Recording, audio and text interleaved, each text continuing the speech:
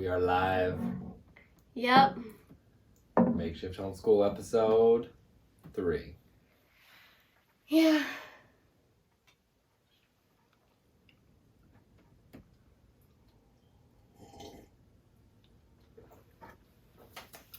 And today we're going to talk to you about why we want to help your kids learn to write. And I think we want to start by telling a little story, which is the story of how Sume learned to love writing. This is one of my favorite stories. And you can actually see it on, is it the Weekly blog where we have this one? Yeah, it's the Weekly one. Yeah, you can see the first, so Sume did a lot of writing because as a parent, well, I had her set up a blog, what was it, 3 years ago now? About-ish? I can't remember. Yeah. It's just a long time ago. It was a long time ago. So I got into writing about 5 years ago. And I was never like, I wasn't like some, big writer in school. I didn't love writing. What I loved doing was learning. And so about 5 years ago, I learned a process for learning faster than I had previously because I was forced to. It really started when I was studying for the CFA. So I was doing all these exams for my work. And I found that as I was reading this material, it was challenging for me to understand some of what was being written because it was poorly written. And I was like, well, this could be way better. And so I started, as a process for me to learn, I started to take what I was reading and put it into my own words and to try to make it as short as possible without losing any of the content. So I ended up passing all these exams on the first try. Not only that, but I was getting like way higher scores than I actually needed to in order to pass the exams. I kind of overdid it. And I ended up with just these hundreds of slides that I made. And so now I can go back and I can look at this and I can go, oh yeah, that's what I meant. But this was the beginnings of me understanding that why writing was so important is that it's not so much about the writing process itself, but it's about structuring one's thinking and learning to learn more efficiently. So I got all into this. Then I started a blog for myself because I just started taking this habit and applying it all the time, where anytime I started to learn anything, I would just start taking notes. To this day, I literally have at least 100 draft articles that I haven't published yet. Because I started learning about something, and then my eye got caught on something else, and so I didn't finish it. But I have all these drafts because as I was learning about whatever it was, a new technology, something about history, a new parenting style, whatever, I would take notes, but then I wouldn't necessarily finish it. Sometimes I'll start wanting to write something and then I'll check on Google Docs, check a few word searches, and I'll find out I started writing the same thing like 3 different times.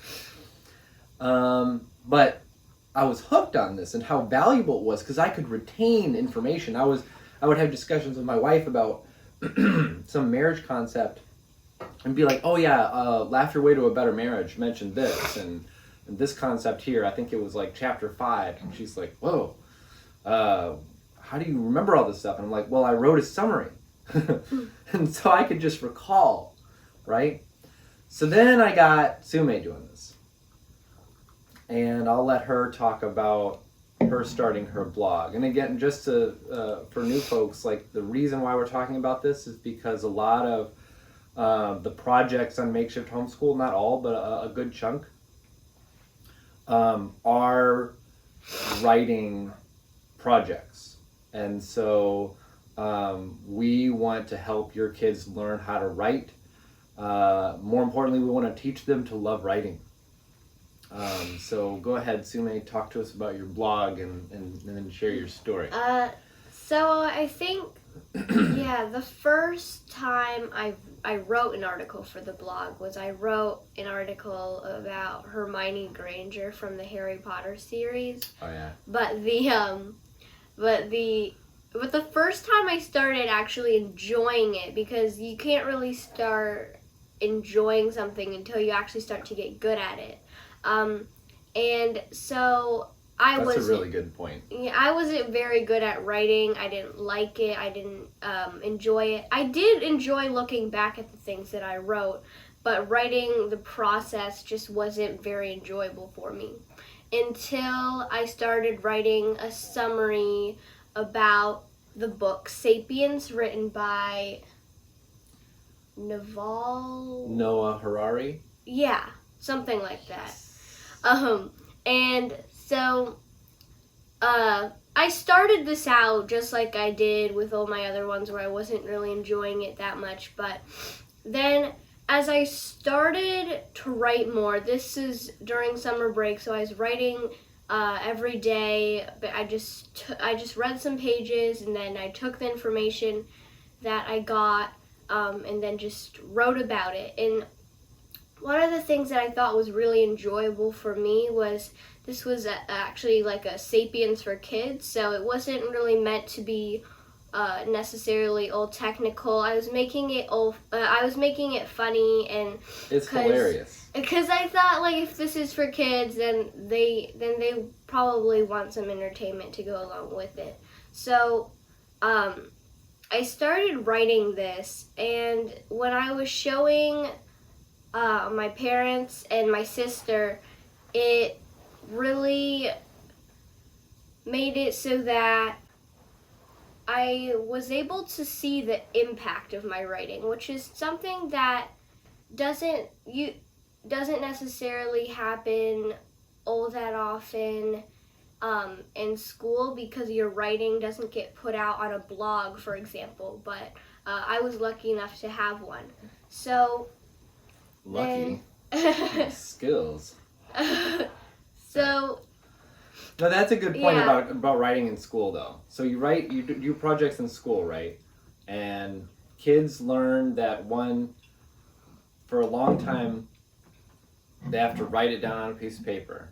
Yeah. Even though we all use computers. And actually, this is one nice thing for Isla, is that during the lockdown, she was really good at using her computer. Because she started blogging, 2 years ago. And yet, sometimes she wouldn't get, the top score that she could get in writing in school, because they'd be like, well, she's having some trouble writing down letters. And it's like, nobody uses pencils anymore, okay? So as soon as we switched to lockdown mode, and she got to share all of her writing just by typing, then they're like, wow, Isla's this amazing writer. We had no idea. And it's like, ah! Yeah. I'd pull on my afro, but Isla cut it off. Yeah. Anyway, keep going. This is good. I love this story. Sapiens for kids. This is not a kid's book. There's tons of very adult stuff in this book. So having Sue write Sapiens for kids, and it's like, we're posting this up on Facebook, and we're getting a lot of views. It was one of the most viewed things on Weequel.com. But anyway. And so I was able to see the impact of my writing, which I think was one of the things that really made me enjoy it, is because I could see that writing isn't only just putting thoughts on a piece of paper, but when people read it, and if they are able to see what you're communicating, and if they're able to understand your jokes, like my parents were laughing at my jokes, not at my writing, I hope, but it was really, it kind of turned a light bulb on for me, because I didn't know that my writing could actually have an impact before, and so that was something. Well, your teacher really never shared anything you were writing. It was it seems like schools make it very challenging for kids to actually take the things that they're doing and then share it. So, if you have to write something, then you have to remember to bring it home. You have to remember to share it with us. And then we have this thing on a piece of paper. Yeah, you could like take a picture so of it. we could take a picture and send it, but then that looks really crummy. Right, yeah. And you can't edit it. We can't edit anything.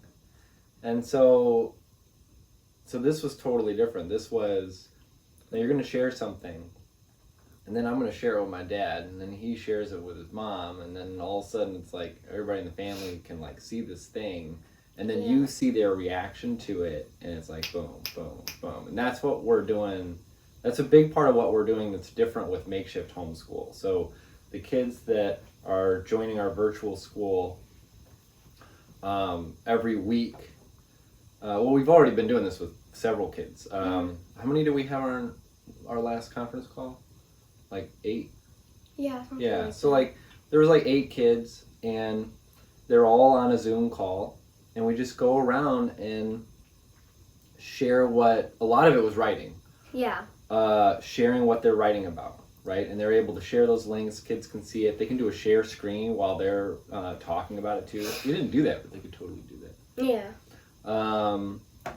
And then they get to have reactions from other kids where they're actually looking at what they're doing and being like, oh, that's cool. So like Isaac was writing about, what was it? He was writing about, he wrote about communism and communist Russia. Yeah. Which was, I mean, you got like an 11-year-old boy and he's like all into learning about communist Russia and like what happened. Yeah. That was neat. But we were talking about the how ideas are contagious, right? So that was a neat.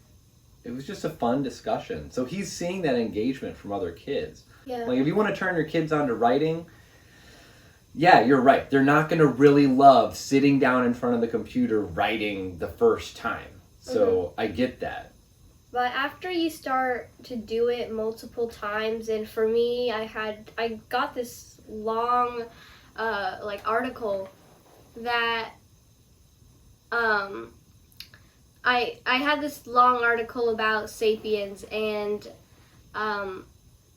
it was like kind of, I could look back in what I wrote, and it wasn't just like a measly little article anymore. It was actually, of like it's solid. It's like, how long is it? It's hard to see how long it is because it's in a blog post, right. But it feels like 20 pages of... Yeah, because I was working on it all summer, so... Yeah. So, I can't think of a better team in the world to help your kid learn to love writing than us. I don't think there's a single other adult beyond me that's so passionate about helping kids learn to love writing. Like I can't imagine, if there is, that person would be too scary. Their level of excitement would be like, I'm not sure if I want my child running. Like, we want to help. We want to help because it's like it's so much more than writing. It's you're teaching your child to think, and you're teaching your child to communicate. You're teaching your child to take their ideas and learn to share them, and then start like a conversation with the rest of the world. More importantly, with their friends and people that you know, so that they can learn that they're powerful people. It's extremely empowering when young people see that they can do something, they can create something, and affect other people that they care about in a positive way. That is what they get addicted to. It's not that they just all of a sudden love sitting in front of a screen and typing. That's not it. It's that they love having a positive impact on people that they care about and that they know and that matter to them. And that those people then help them to feel like valuable people by appreciating what they do. That's really exciting. And I also wanted to talk like a little bit about how writing kind of changes when, like, writing is not editing. Editing is an entirely different thing. Like, when you're just putting things on a piece of paper, it's more like you're just spitballing things, just putting it down, putting your thoughts down, and then editing is taking out all the stuff that doesn't need to be there. And with, like, And I feel like when I'm writing, I just like it when I can just write and I don't have to like look back at it at all. And it's more fast. Whereas when I'm like writing on a piece of paper, you kind of have to think about it a little bit more because it takes you so long just to write one word. And I think have a hard time even writing on paper at this point. I guess the closest I get is writing on the dry erase board. Yeah. But well, this is one other thing though that we help kids with. So it's we find that certainly the first 3 articles that kids write for us, they have this hurdle they have to get through. One is we put them through a structure. We call it the 5-paragraph framework because we focus on teaching them how to write 5 paragraphs. Intro, body, body, body, conclusion. Like the most basic way that one learns in school to communicate with the written word. But we help them to massage this up and get it into a quality that when we do share it on the platform, that they have something that they can feel really good about. When I'm editing also, like, people get, like, they start to also, like, put more thought into it because they want their next article to be better. Because it's just, it has their name on it. It's up on a website that they can share with everybody, and it has their name on it. And and like, if like some of these kids who have written like 4 or 5 articles, I realize that I have to keep like editing less and less. There's like less that I feel. How many articles of kids have you edited in the past 6 months? I don't know. I mean, I guess some of them are gonna be more than others. Like there's also like some of them where like every paragraph is a sentence, and there's at least 50. Yeah. At least 50. It's been a lot of articles, yeah. And then we teamed up on a bunch. Right. So you can see these, by the way. We on makeshifthomeschool.com. We now have. Thank you. We now have profiles for all the kids that are currently enrolled. We're looking to enroll perhaps another 5 to 8. I had a bunch of conversations with parents the past 2 days about bringing on some new kids. You can see the whole student roster and click on their profile pictures and see all the projects that they've created. A lot of these are writing projects. Where kids, young people, some of them aren't really kids, like 13, I don't know if that's really kid, it's like young person, sat down with us, we talked about what they were into, and then they put together an article about it and shared it. And so feel free to check those out. If you want to teach your kid to love writing, to learn how to structure their thinking, and then have the opportunity to share those interests with other kids and family members and people they care about so they can start to build that feedback loop, then reach out to us at makeshifthomeschool.com so we can get to know your young person and help them to be able to do what we're already doing. It's really exciting.